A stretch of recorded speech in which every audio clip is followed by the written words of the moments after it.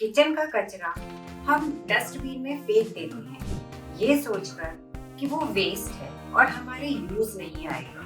पर अगर मैं आपसे ये कहूँ कि वो ही कचरा हमारे लिए फ्री गैस सिलेंडर बना सके तो क्या आप मानेंगे? यस, ये सच है। किचन का कचरा और डायरेक्ट कुकिंग गैस, इस गैस को कहते हैं बायोगैस।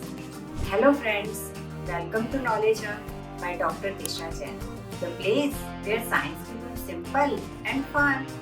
बायोगैस क्या होती है? बायोगैस एक रिन्यूएबल फ्यूल है जो ऑर्गेनिक वेस्ट जैसे कि प्लांट, एनिमल वेस्ट, किचन का वेस्ट और काउ डंग से बनती है। इसे बनाते हैं एक स्पेशल टाइप के बैक्टीरिया जो ऑक्सीजन के एब्सेंस में मॉलिक्यूल को ब्रेक डाउन कर देते हैं। इस प्रोसेस को कहते हैं एनारोबिक डाइजेशन।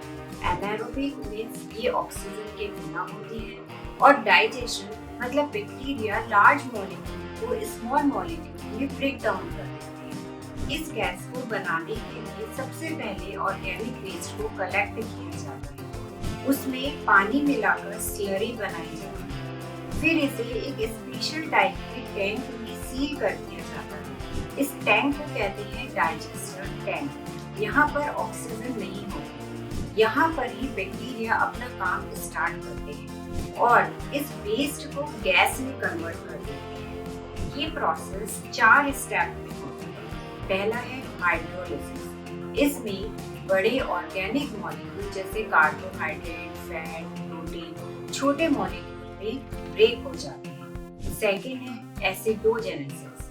इसमें ये मॉलिक्यूल एसिड या अल्कोहल में कन्वर्ट हो जाते हैं।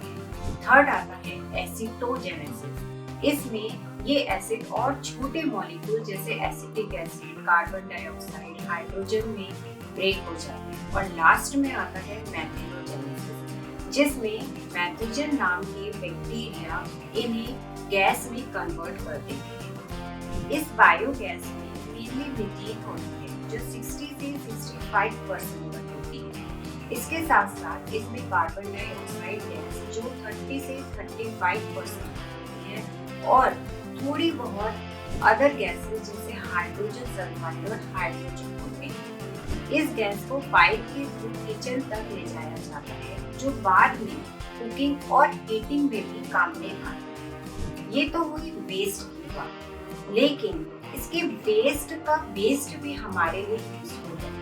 मतलब इस प्रोसेस के बाद जो वेस्ट बचता है वो ऑर्गेनिक फर्टिलाइजर के जैसे यूज किया जाता है और सॉइल की फर्टिलिटी बढ़ाता है। इसमें यूरिया और अमोनिया जैसे प्रोडक्ट बहुत ही हाई अमाउंट में प्रेजेंट होते हैं, इसलिए ये एग्रीकल्चर में यूज किया जाता है। अब आप सोच सकते हैं बायोगैस हमारे लिए कितनी यूजफुल है। ये रिन्यूएबल और सस्टेनेबल एनर्जी सोर्स है, कुकिंग गैस और हीटिंग में यूज की जाती है, वेस्ट मैनेजमेंट में हेल्पफुल है, सॉइल और वाटर पॉल्यूशन को कम करती है, इसलिए इको फ्रेंडली, एग्रीकल्चर में यूज होती है और एलपीजी से सस्ती होती है। तो अगली बार जब आप किचन का कचरा डस्टबिन में डालने जाएं तो 1 सेकेंड रुकना और सोचना, क्या ये सच में वेस्ट है या एक एनर्जी सोर्स है।